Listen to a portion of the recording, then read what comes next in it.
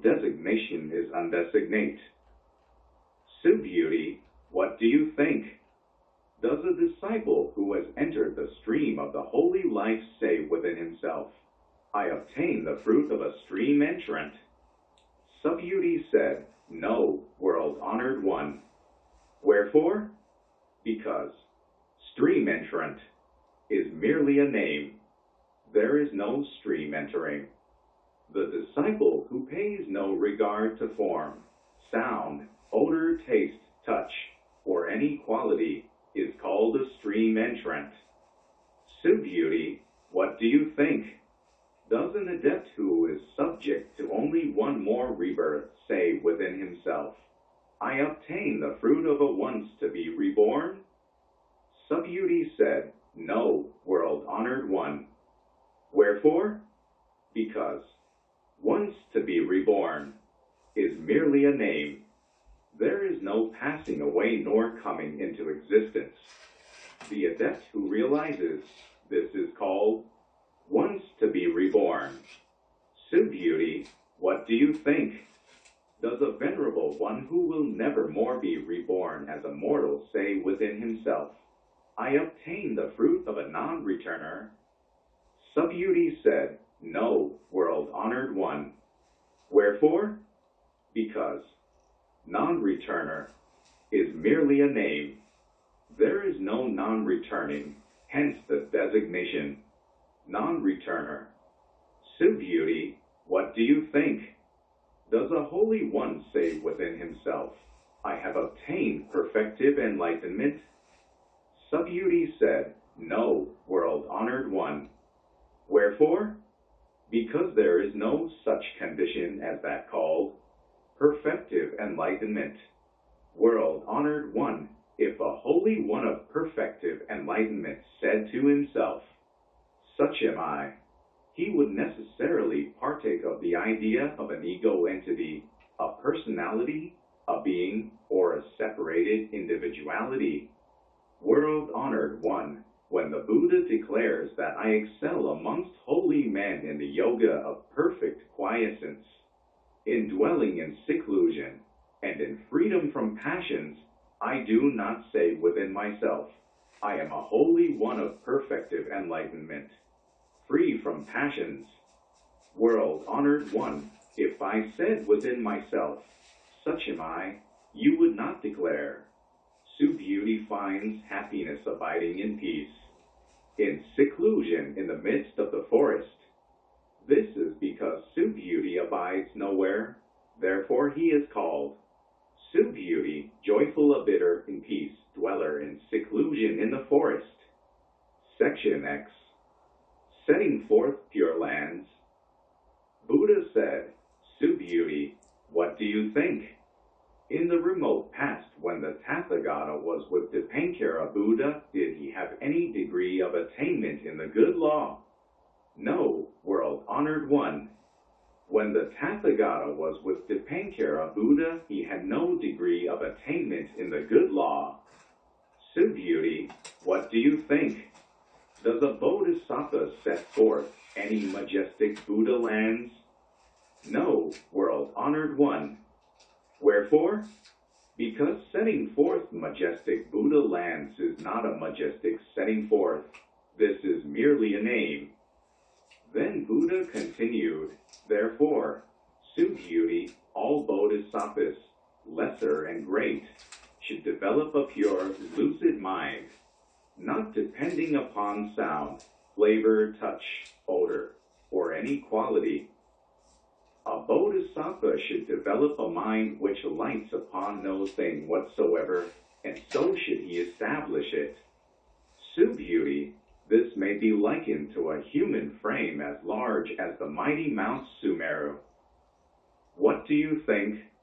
Would such a body be great? Beauty replied, Great indeed, world-honored one.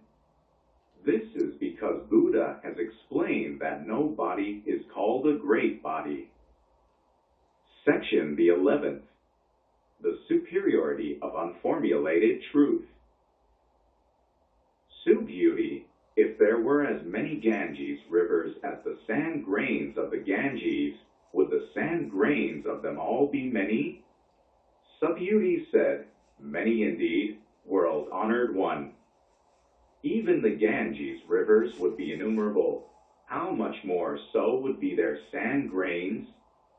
Subhuti, I will declare a truth to you. If a good man or good woman filled 3,000 galaxies of worlds with the 7 treasures for each sand grain in all those Ganges rivers, and gave all away in gifts of alms, would he gain great merit? Subhuti answered, Great indeed, world-honored one. Then Buddha declared, Nevertheless, Subhuti, if a good man or good woman studies this discourse only so far as to receive and retain 4 lines, and teaches and explains them to others, the consequent merit would be far greater. Section the 12th. Veneration of the True Doctrine. Furthermore, Subhuti, you should know that wheresoever this discourse is proclaimed, by even so little as 4 lines, that place should be venerated by the whole realms of gods, men and titans, as though it were a Buddha shrine. How much more is this so in the case of one who is able to receive and retain the whole and read and recite it throughout? Subhuti, you should know that such a one attains the highest and most wonderful truth. Wheresoever this sacred discourse may be found, there should you comport yourself as though in the presence of Buddha and disciples worthy of honor.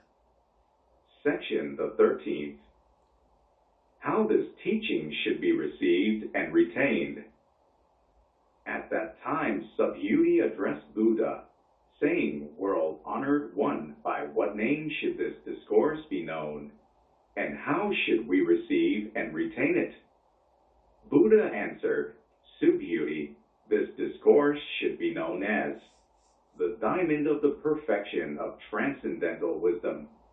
Thus should you receive and retain it. Subhuti, what is the reason herein?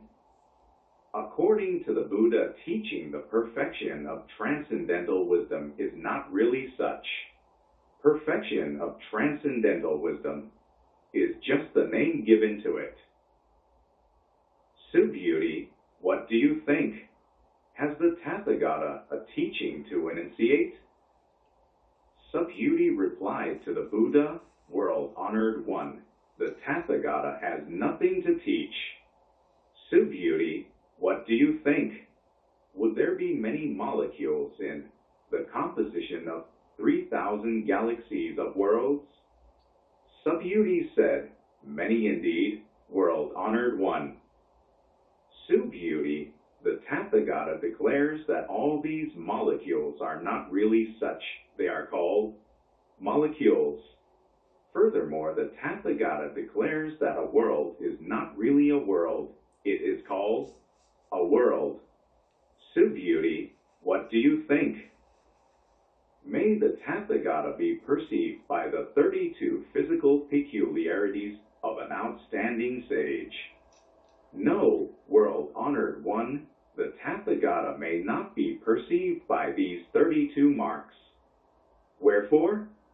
Because the Tathagata has explained that the 32 marks are not really such. They are called the 32 marks. Subhuti, if on the one hand a good man or a good woman sacrifices as many lives as the sand grains of the Ganges, and on the other hand anyone receives and retains even only 4 lines of this discourse, and teaches and explains them to others, the merit of the latter will be the greater,